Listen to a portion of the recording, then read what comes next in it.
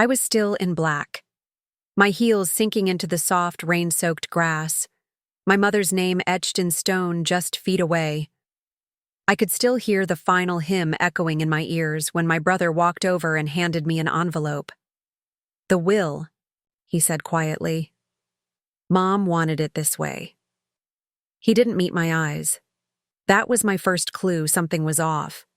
I opened it, hands trembling. At first, I thought it was a mistake. My name wasn't there. Not once, not a single line, not a single dollar. The house? Greg's? The jewelry? Patrick's. The antique books she swore were going to me? Gone. Even the old lake painting I used to sit and sketch as a child, hers, mine, ours, was already in the back of his car. It felt like the air left my body all at once, like someone had cracked my ribs open and stolen something sacred from inside. I stood there, surrounded by bowed heads and murmured condolences, and realized I was the only one not invited to grieve. What just happened? I'm Elise. I'm 34. I left my job 3 years ago to take care of Mom when her health started to fail. Not because anyone asked me to. Not because I had nowhere else to be, but because she looked at me one night and said, "I don't trust anyone else but you." And I believed her.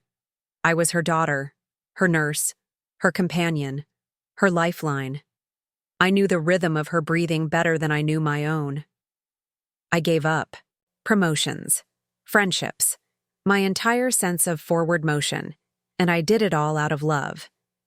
Meanwhile, my brothers, well, they sent holiday cards, monthly texts, a bouquet of flowers once a year, always with the wrong spelling on the card. But I thought I was the one she saw, the one she chose. She used to hold my hand and whisper, "You're the only one who understands me." Apparently, I didn't understand enough. After the will was read, the crowd thinned like smoke. People walked past me like I was part of the landscape. A bench. A tombstone. Something that couldn't speak. Aunt Linda pulled Greg into a hug and whispered something just out of earshot, glancing at me the way people look at abandoned shoes on the street. My cousin Jenny mumbled something about how Mom had always been private with finances. Private? She told me the house would be mine. She made me promise I'd keep her garden blooming. She said the rose bush by the fence was my legacy. And now? Now that garden was locked behind a gate I didn't have the key to. I watched as Patrick opened the trunk of his car and carefully tucked in the lake painting, wrapping it with the blanket Mom used on cold nights. He didn't even look guilty. Stood there, numb, jaw clenched, hands like fists in my coat pockets. The only one without a key. The only one without a name on paper. The only one who gave everything. And got nothing in return. And that's when I remembered the letter. It came back to me all at once. A moment from a year ago, when I walked into her bedroom and caught her hiding something behind the mirror. She laughed nervously and said, "Just something private, in case I forget later." And I forgot about it. Until now. That night, while they drank wine and laughed in the house I used to sleep in, I walked back through the side door. The code still worked. They hadn't changed. Yet, I went straight to the mirror. Tucked behind it was a soft cream envelope, no seal, no fancy writing. Just my name. Elise. Her handwriting. I held it like it might vanish if I breathed too hard, but I didn't open it. Not there. Not in the room where she died. Not in the home that suddenly felt like a stranger's house dressed up in her skin. Walked out quietly, clutching the envelope like a lifeline. I drove around for an hour with it sitting on the passenger seat like a passenger that wouldn't speak. I didn't even realize I was crying until I tasted salt on my lips. Because deep down, I knew something wasn't right. My mother wasn't perfect. She could be cold, she could withhold, she could manipulate with silence like it was a language only we spoke. But to leave me out entirely? To make me feel like a guest at her own funeral? That wasn't her. Or maybe it was, and I just didn't want to see it. Either way, the moment I touched that letter, something shifted. It was small, almost unnoticeable, like the air changed pressure. But it was enough. Enough for me to know this wasn't over. Not even close. They thought the will was the final word, that their signatures and smug glances closed the book on me. But what they didn't know is that I don't need a key to open a door they never knew was there. And as I drove into the night with the letter beside me and my name scrawled across its face, one thought echoed louder than grief. This isn't the end. It's the beginning of something they'll never see coming. I kept the envelope on my desk for days. Didn't open it. Didn't dare. Just stared at it, like it might blink, or breathe, or explain everything. But the silence was louder than anything that could have been inside. For a while, I waited. Not for answers. Just for someone to say it out loud. That something was wrong. That what happened wasn't okay. I thought maybe Greg would reach out, that Patrick would at least pretend to care. Instead, Greg sent a long, carefully worded email.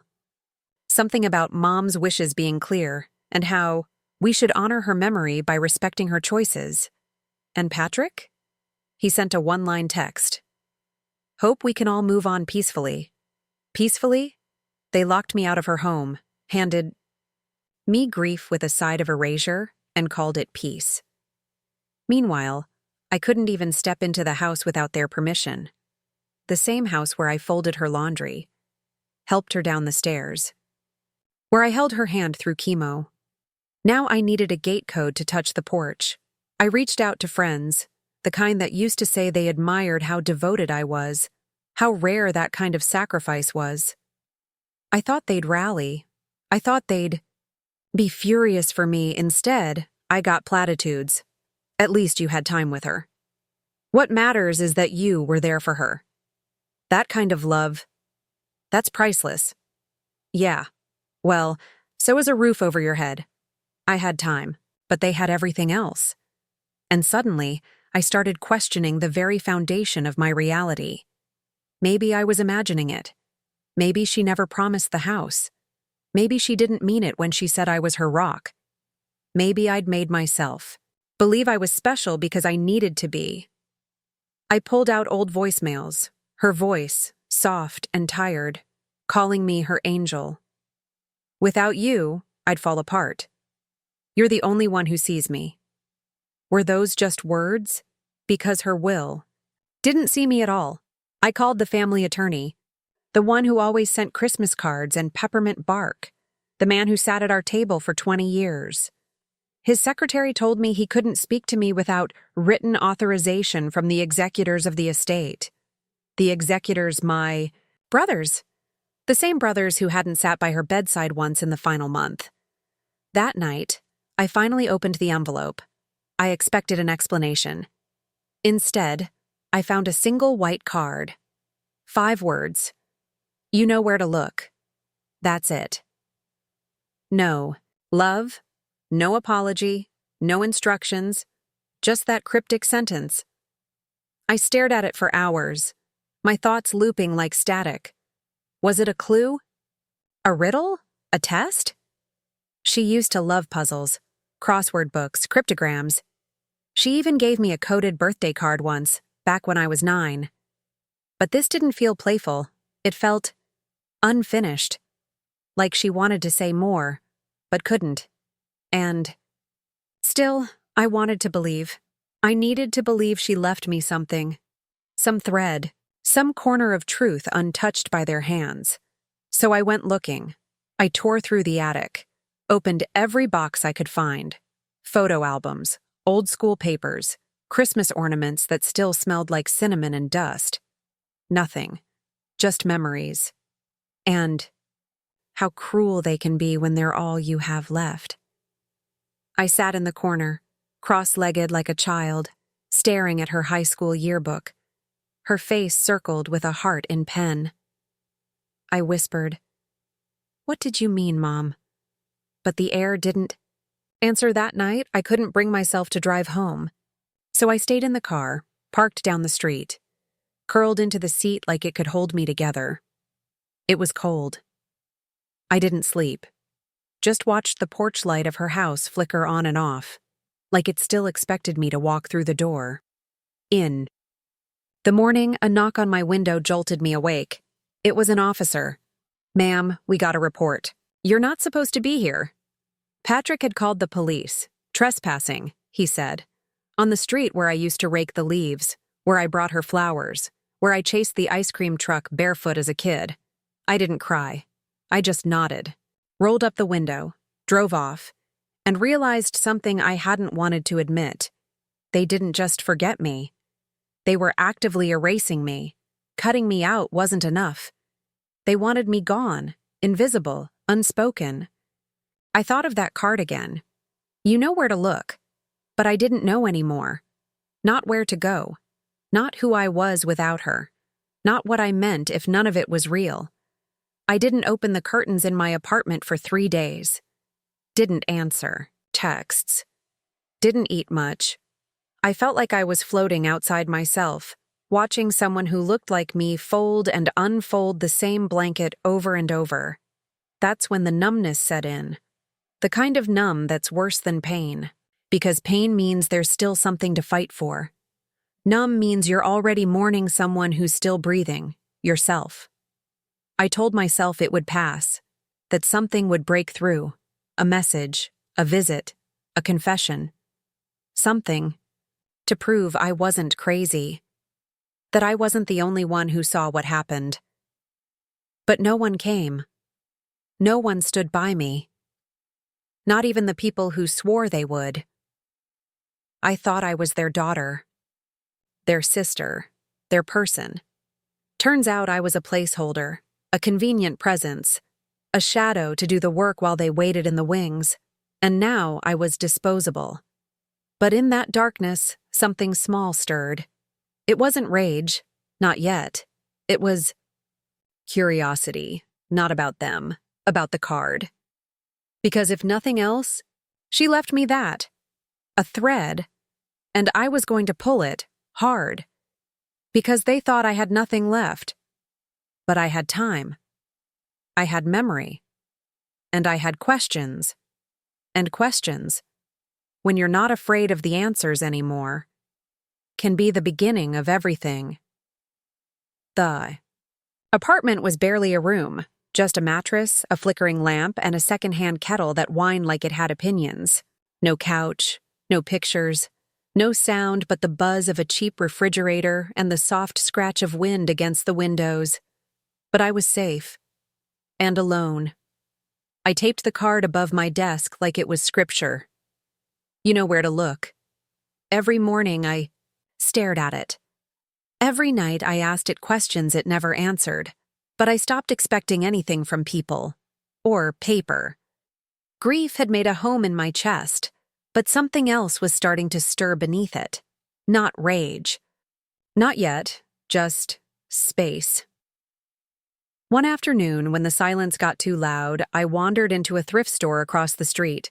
I wasn't looking for anything, just a reason not to think, but I found something, tucked on a shelf between cookbooks and old VHS tapes was a faded copy of Jane Eyre, the exact edition Mom used to read to me when I was little. The cover was worn, the spine cracked, but I recognized the small ink stain on the bottom corner like it was a birthmark. Without thinking, I opened the back cover. There it was. A note. In her handwriting. "Elise, if you're reading this, you're the only one who looked." My heart stopped. Folded inside was a small slip of paper, an address, a unit number, a locker code. I didn't even pay for the book. I just left money on the counter and ran. The storage unit was 20 minutes away, but it felt like driving to another life. The air changed the moment I stepped through the metal doors. Unit 32, one chest inside, dusty, wooden, unassuming. I opened it with shaking hands. Inside, a journal, a key, and a sealed envelope. My name on the front. I opened the envelope first. It wasn't money, not property, not apologies. It was acknowledgement. If you're reading this, I need you to know I was weak, and I'm sorry. I let them push me, guilt me, convince me you were just doing what daughters are supposed to do. But I knew better. I always knew better. I sank to the floor, for the first time in weeks. I didn't feel crazy. The journal was hers. And she hadn't just written about me. She'd written to me, every page, a confession. She talked about Greg's manipulation, Patrick's coldness, how they twisted her into rewriting the will, how she left me nothing on paper but tried to leave me truth in pieces only I would understand. I held that journal like a lifeline. The key was to a safety deposit box. I went straight there. No one followed. No one knew. Inside was a deed, not to the house, not to anything they knew about. A lakeside cabin, bought in my name. Months before she died. Not big, not glamorous, but private, untouched.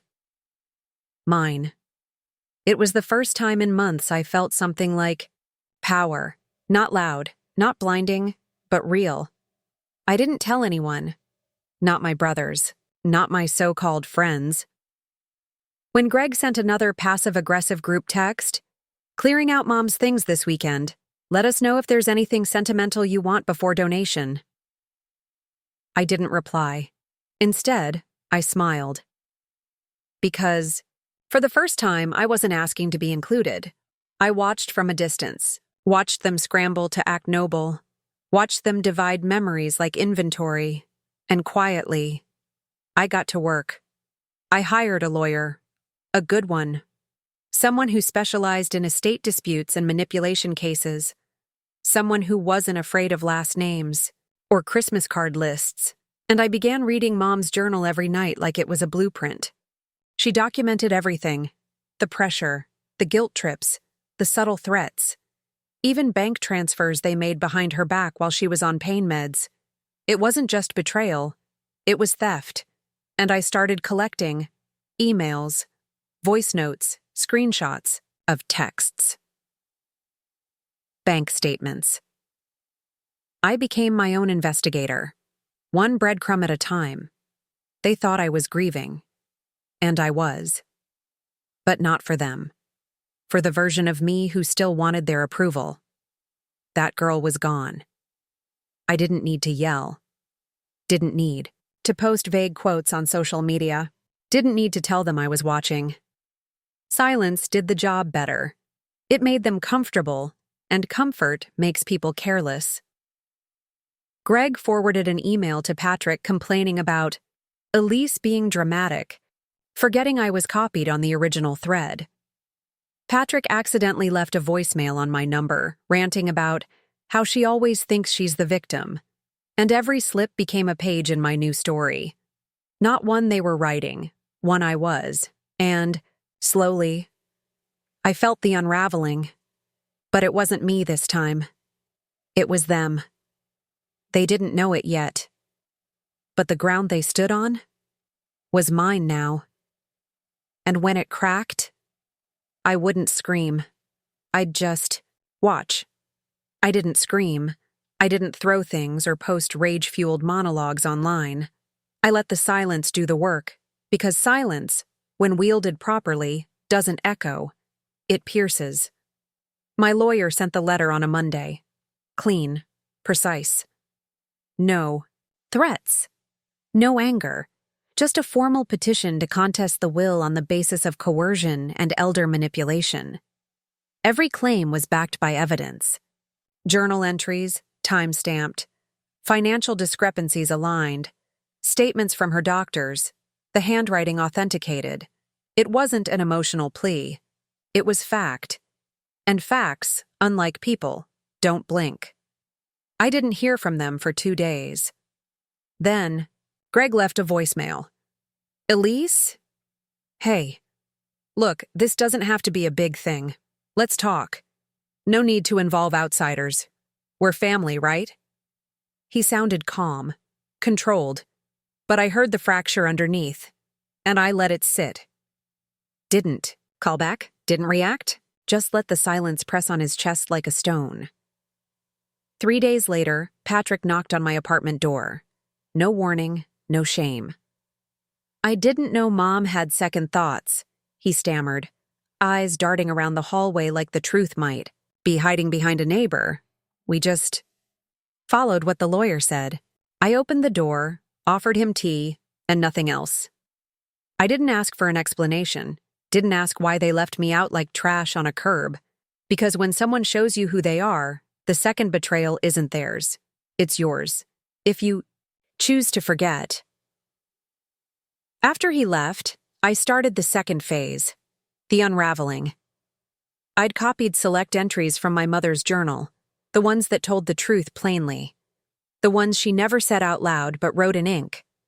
I mailed them anonymously, to our extended family, aunts, cousins, family friends, just enough to raise questions, just enough to make whispers louder than applause. Aunt Linda stopped calling Greg. My cousin Rachel unfollowed Patrick.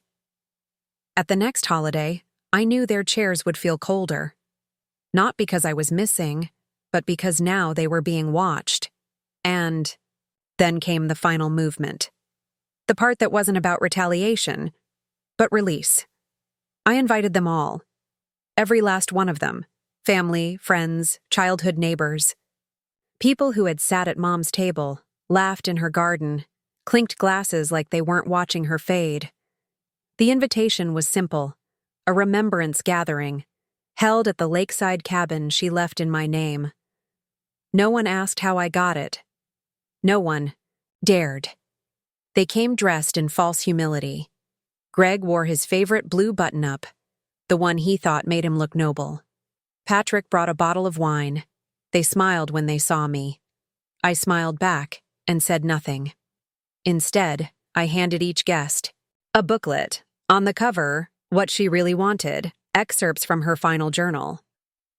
They took it politely, flipped pages with detached interest, until they didn't. Until the words got heavier. Until they realized the pages weren't about grief. They were about guilt, about betrayal, about the quiet war she fought between her heart and her fear, about how they'd cornered her in those last months, called me manipulative, said I was doing it for the inheritance, how she rewrote the will to keep the peace and hated herself every second after, how she knew I'd be the only one to look where others wouldn't, how she left the truth in riddles, because she couldn't find the courage to say it outright. I watched their faces shift, some flushed red, some went pale, but no one spoke. No one had the words. And when their eyes finally lifted, searching for something to hold on to, I gave them the only thing I had left to say. She didn't leave me out. She left you out of the truth. That was it. No raised voice, no dramatic music, just a quiet verdict, a mirror they couldn't turn away from. And the silence that followed? It was deafening. Not the kind that begs to be broken, the kind that settles and sticks. After they left, I walked down to the dock and watched the water ripple in slow, patient circles. It didn't matter if they called me dramatic now, or cold, or bitter, because I knew the difference between peace and silence. Peace is chosen. Silence is what you're given when people hope you'll disappear. They tried to bury me in silence, but I learned how to grow in it. Every lie they told created a space for me to speak without words. And the best part? They don't know what comes next. They don't know what else I have. Because when you make someone a ghost in their own family, don't be surprised when they come back with nothing left to lose and everything to remember. I never needed their permission. I never needed their apology. I just needed the truth. And I found it, not in their words, but in what they tried to hide. And from this point on, Every step I take is mine alone. The cabin is quiet tonight. There's a breeze through. The trees, the kind that brushes against your skin like a memory. The air smells like pine and old pages, like solitude that doesn't ache anymore. I sit on the porch with the journal open across my lap, thumb tracing the edge of the last page. Her final entry. I hope one day she'll forgive me and find peace in what I couldn't say out loud. I read it again, slowly, letting the words sink in, and I realize I already have, not for her, for me. Forgiveness wasn't something I handed over. It was something I chose to stop carrying, because some wounds don't close with apologies. They close when you stop letting them reopen. The brothers haven't called in months. After the petition was filed, they tried to fight back. Tried to discredit the journal, twist timelines, accuse me of manipulation. But the story didn't break under pressure. They did. The court didn't overturn the will entirely, but they were forced to admit it had been altered under influence. In Mointisian. The end, they kept a few things. The house, the car, the safe full of statements and silver spoons. But I kept what mattered, the part of her that didn't lie. The voice that chose me, even when her actions didn't. The journal, the cabin, the peace. Last week, I changed my number, deleted the old family thread, blocked every contact that once made me shrink when my phone lit up. No more guilt invites, no more half-hearted holidays. No more "we're still family" texts sent at 1:14 a.m. after 3 glasses of regret. I packed all of that into a mental box and set it down where it belongs, behind me. Even the letter, the one that started it all, I burned it, not out of rage, but release. Because I don't need proof of who I am anymore. I don't need my name in a will to believe I was loved. I don't need a house to call something home. And I don't need to be invited back into rooms I had to beg to be seen in. Built something better, not just walls and floors, but a life, a rhythm. A version of me that doesn't flinch at silence, because now, silence means I finally get to hear myself think. I walk through this cabin barefoot, windows open, music low. I bake on Sundays, read before bed, leave dishes in the sink if I want to. No one hovers behind me anymore, asking why I'm still single, still sensitive, still too much. I am no longer too much. I am finally just enough. For me. Sometimes I imagine what they think now, if they sit at the dinner table and feel the empty place where I used to be. If they still tell themselves I was dramatic, or if the truth lingers like smoke in their lungs. But I don't wait for updates. I don't hope for clarity from people who mistook love for leverage. What I have now isn't justice. It's not revenge. It's not even closure. It's distance. And distance is sacred. It's the space I earned by surviving the burial they called inheritance. It's the echo I filled with my own voice after years of only hearing theirs. Some days, I still feel the girl I was. The one sobbing by a grave, clutching a letter like it might resurrect the version of her mother she believed in. That girl thought being left out meant being lost. But she didn't know yet. That being left out was exactly what set me free. I'm not angry anymore. Just awake. Awake to the truth that family isn't who names you in a document. It's who sees you without needing you to disappear first. And legacy? It isn't what's passed down. It's what you reclaim. And what I reclaimed was me, the woman who learned to live without permission, to speak without apology, to write her own ending. The house may never carry my name. But this cabin, this life, this voice is mine and hers. She left me. Nothing in her will, but she gave me everything in her silence.